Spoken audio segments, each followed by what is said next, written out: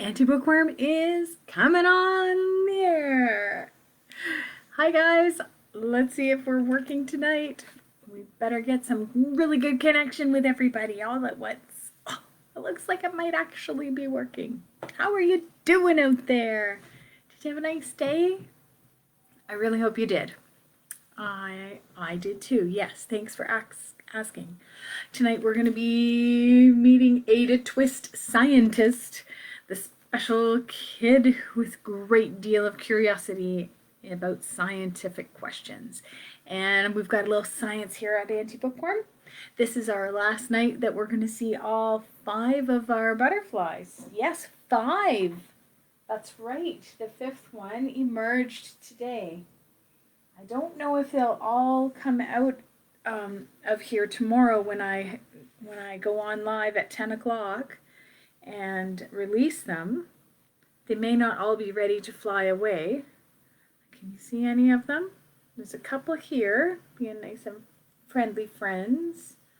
And oh, there's one showing its wings a little bit down near the bottom. There's one up here. Not sure if you can see around the back there. That's a little tricky, isn't it?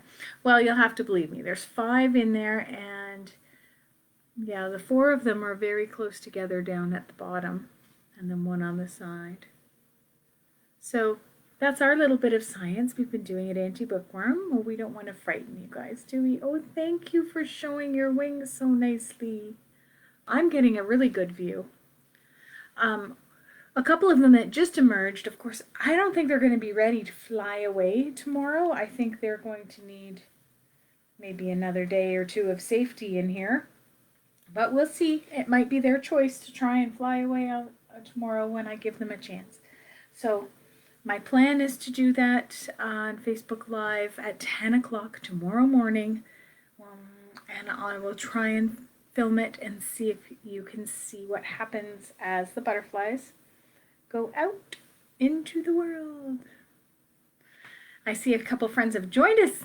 Thanks, it's good to see you. Oh, look, it's the same person commenting twice. Hello, Mrs. C. I miss ya.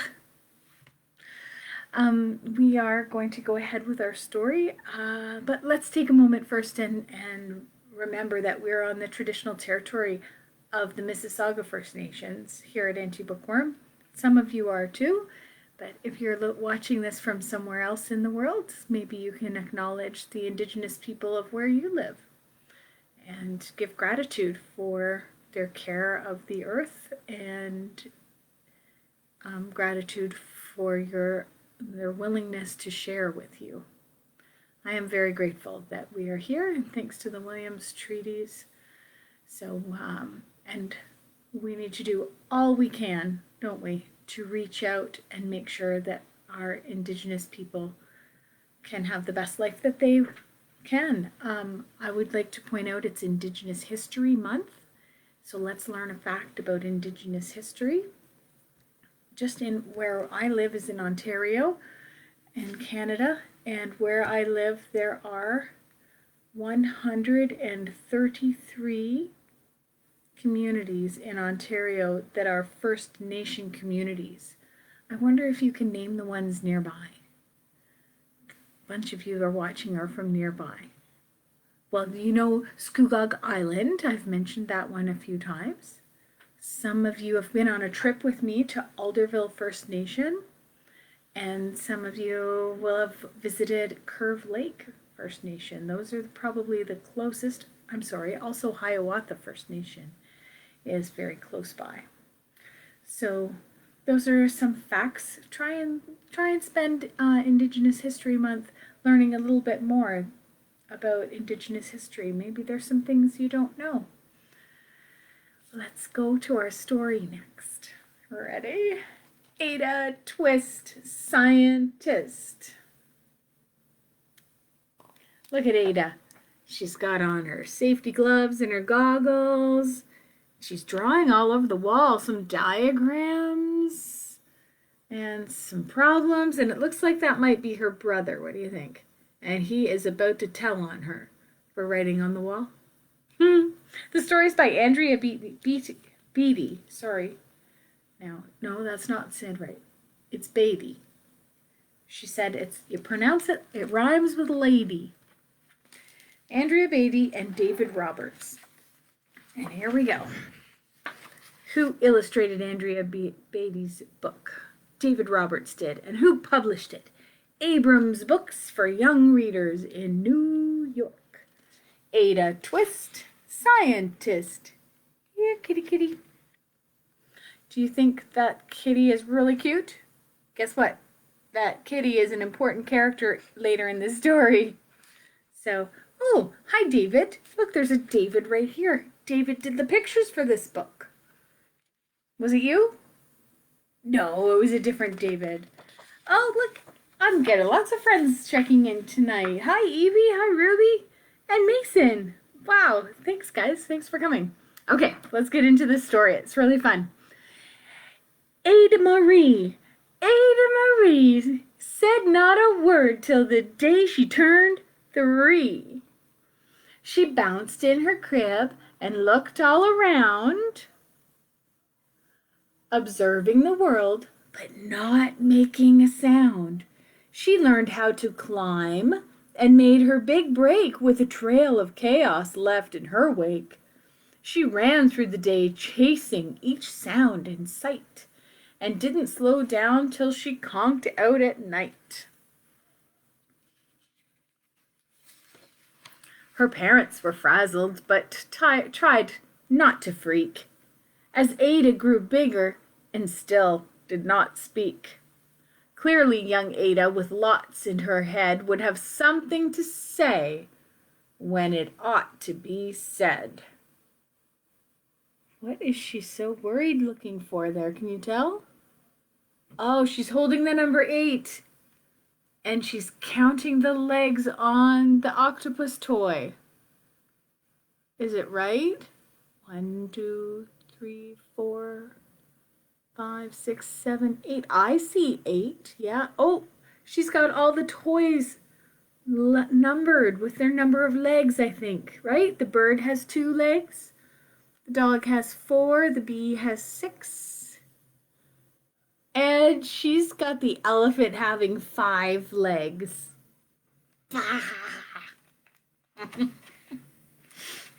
They only have 4. The trunk doesn't count as a leg, does it? It is pretty special, though. That's just what happened when Ada turned 3. She tore through the house on a fact-finding spree and climbed up the clock just as high as she could. Her parents yelled, "Stop!" As good parents would. Ada's chin quivered. She did not cry. She took a deep breath and simply asked, "Why?"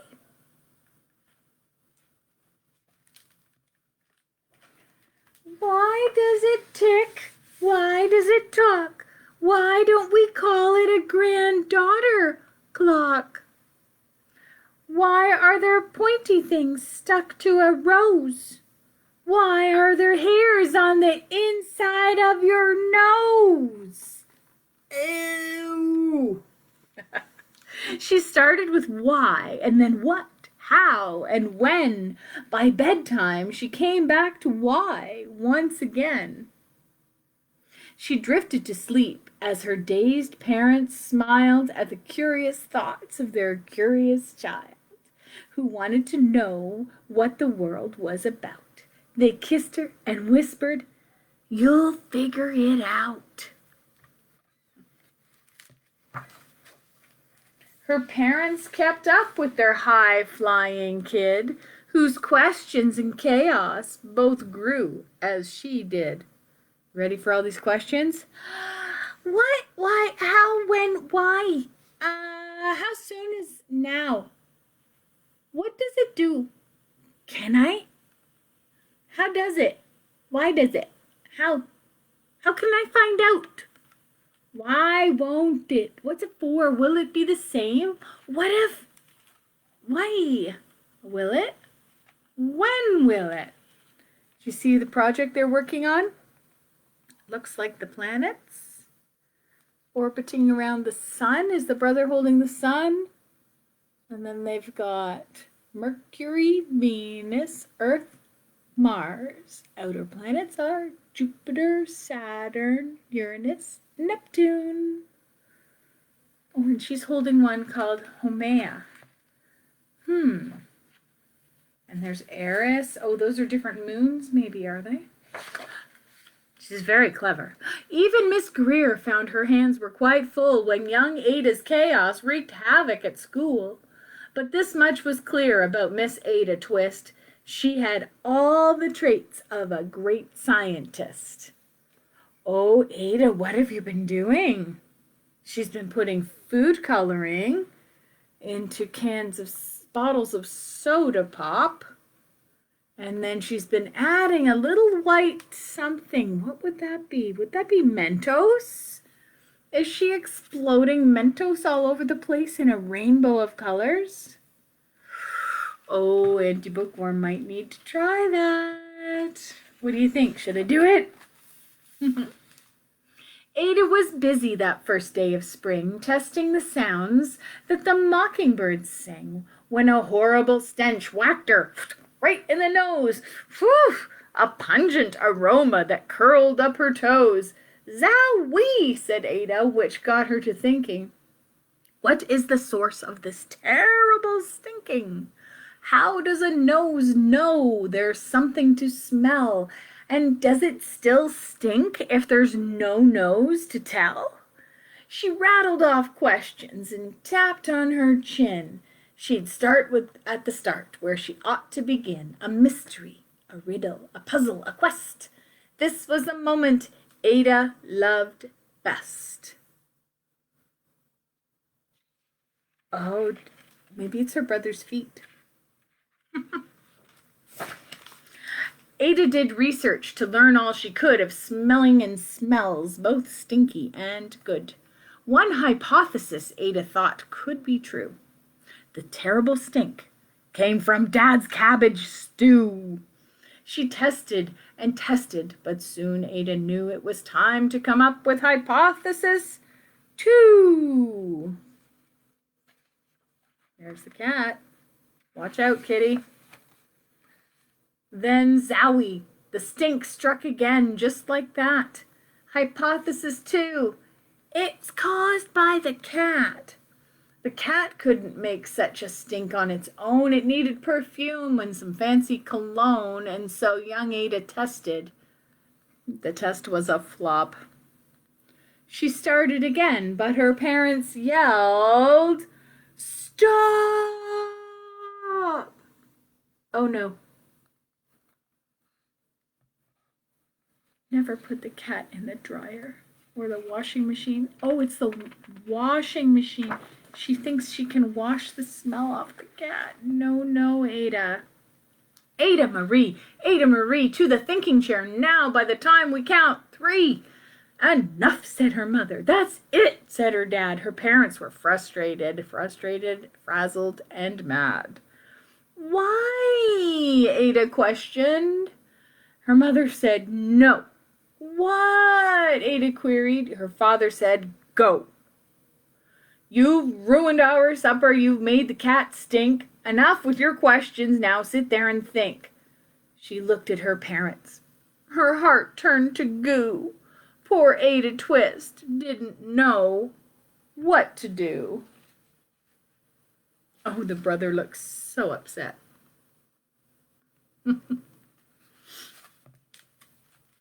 She sat all alone by herself in the hall, and Ada once more could say nothing at all. So Ada sat. She sat and she sat and she thought about science and Stu and the cat and how her experiments made such a big mess. Does it have to be so? Is that part of success? Are messes a problem? And while she was thinking, what was the source of that terrible stinking? Ada Marie did what scientists do. She asked a small question, and then she asked 2. And each of those led her to 3 questions more, and some of those questions resulted in 4. As Ada got thinking, she really dug in. She scribbled her questions and tapped on her chin. She started at why, and then what, and then how, and then when. At the end of the hall, she had reached why once again. Oh dear. Her parents calmed down. Then they came back to talk. They looked at the hallway, and they just had to gawk. No patch of bare paint could be seen on the wall. The thinking chair was now the great thinking hall. They watched their young daughter and sighed as they did. What would they do with this curious kid who wanted to know what the world was about? They smiled and whispered, "We'll figure it out." And that's what they did, because that's what you do when your kid has a passion and a heart that is true. They remade their world.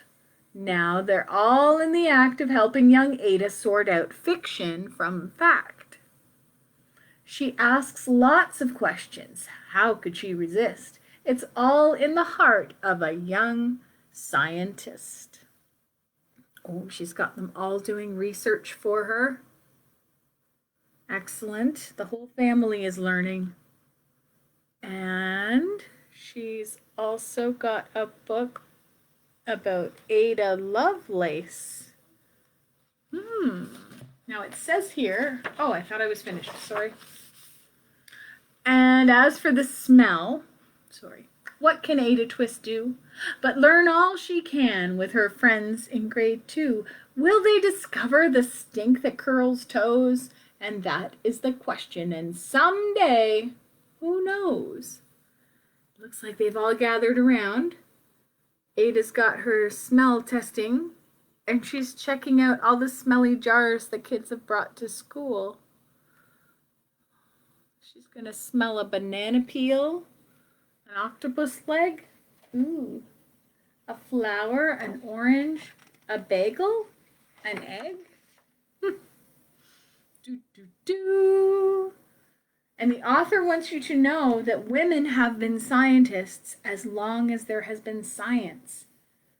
They've been asking questions and looking for answers to secrets of the universe, of soil and stars and stalactites and seahorses, glaciers and gravity, brains and black holes, of everything.